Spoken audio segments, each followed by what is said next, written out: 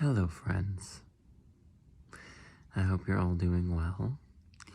I just wanted to hop on here and share a little bit about a reminder and an invitation that I think a lot of people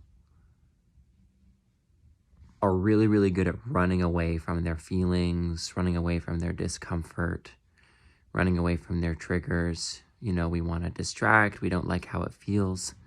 We'll be totally fine during the day. And then all of a sudden something will happen and we have these feelings in our heart, in our throat, in our solar plexus, wherever it is in your body. And I think a lot of the time our first reaction is to say, oh, I don't like that. I don't want to feel that. I got to get away. So we'll distract, right? We go to distraction. We go to our phone. We go to anything really, right? And this is the source of addictions too, is that there's discomfort in the body and there's a discomfort emotionally, energetically, and we don't know what to do with it. We don't know why it's there, or we do know why it's there, but we don't know how to resolve it. We don't know what to do. We feel something is bad or wrong about it or about us. And the divine wisdom in it all is that none of those triggers are happening by accident. None of those triggers are happening by a mistake or that there's something wrong. Those emotions and those feelings are coming to you very much on purpose. And how you handle when those things come up makes or breaks your integration and your ability to free yourself from them, your ability to flow with these opportunities. And they are opportunities.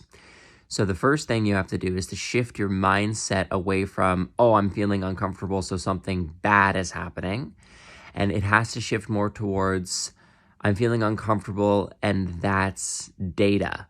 And that data is something that I can use to feel better about myself, to feel better about my life, to feel better about others. So the trigger isn't there because something's wrong exactly. The trigger is there because it's trying to show you something about yourself and your beliefs where you're generating or attracting still these negative feelings. These negative feelings come from you. They come from a belief that you're holding on to or unresolved emotional tension as well. So my invitation for you is, instead of because everybody has these triggers, but instead of seeing them as bad, that something bad is happening or that you need to get away or that you have to distract or, I would invite you to start holding yourself with more compassion and saying, oh, I'm triggered. I feel upset. I feel anxious. I feel hurt. I feel angry, whatever it is. And instead of one, completely identifying with the story, or two, distracting or numbing, my invitation is to actually close your eyes and listen and tune and turn your attention inward and breathe into the sensation in your body. And scan your body. Feel, where's the tension? How's my body feeling? And just be brave, be willing to feel what that is and to sit with it and to say, it's okay that this is coming up. And when you can drop your resistance, your judgment about these sensations, then you can actually take the treasure that's in them. You can take the value that's in them, the lesson that's in them, because there is a lesson for you. And so all you have to do is turn inward and breathe and feel. And you can put your hand on your heart or wherever you feel the sensation and bring yourself love. Give yourself love. Say, it's okay, this is here, and I'm going to listen to you. And you just listen, and you give yourself presence, just like this.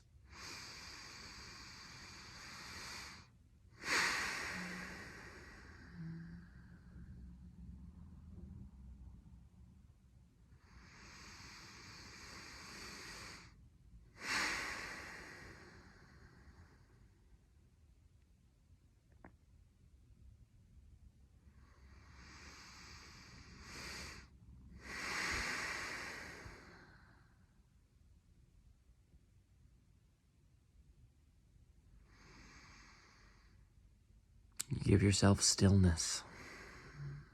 through the discomfort.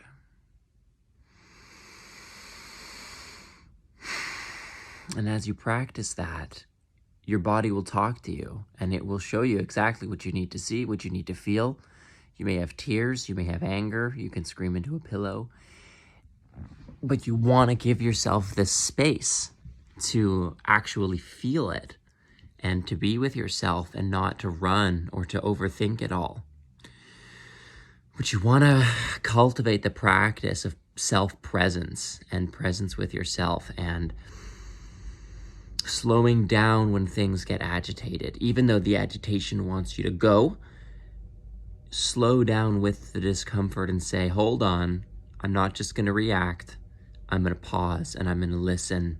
Almost as if there's a child inside you that needs your love, your attention, your care, and your presence.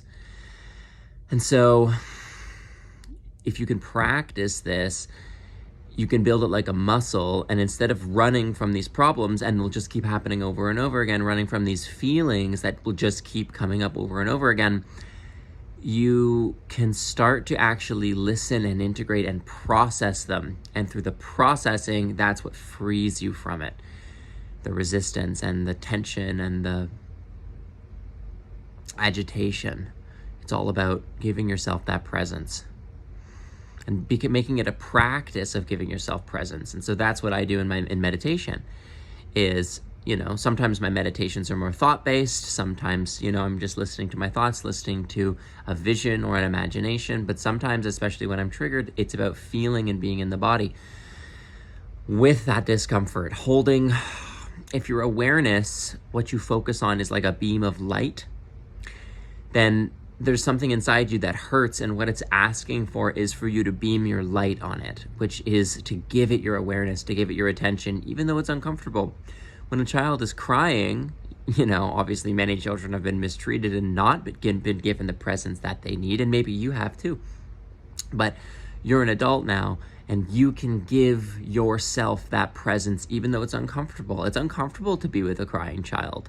It can be, but it's your duty to yourself to listen to those parts of you and to hold space for those emotions, for those feelings, and to breathe into them with compassion and let them talk to you, let them show you how it feels, its memories, its stories, not going from the mind, but bringing yourself into the body and breath and presence to the breath, presence with the breath,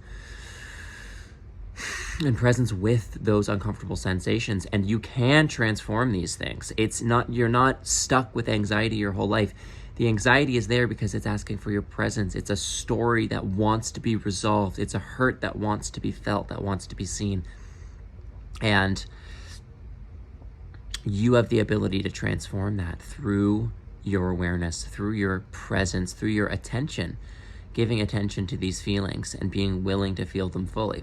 And there's a place where you draw the line and you say, well, I feel like I've been feeling too much and it's too much and I need to switch it up. And you should go take some action, go for a walk, do something else. But don't always go to running or changing from your triggers. Practice being present with your triggers more, being present with your feelings first. And practicing holding and loving those feelings, letting those feelings be okay, and really feeling them, really being with them. So yeah, I highly, highly recommend this. These triggers are opportunities for your transformation. And if you keep seeing them as bad or wrong, you won't get to reap the benefits of that. It'll be in resistance to yourself all the time and you won't move through it. And so yeah, you can do this in therapy, but you can do this totally on your own. You can just sit and breathe quietly and connect with your body and your sensations and your emotions and breathe lovingly into them and let them flow through you, let them pass, and let them actually flow instead of the resistance we usually carry. So yeah, just wanted to share that because this is so transformative. It makes such a difference. It helps you be a friend to yourself and a guide and a leader and a parent to yourself instead of, punishing yourself for feeling hurt. So much love, and I hope you'll have a wonderful day.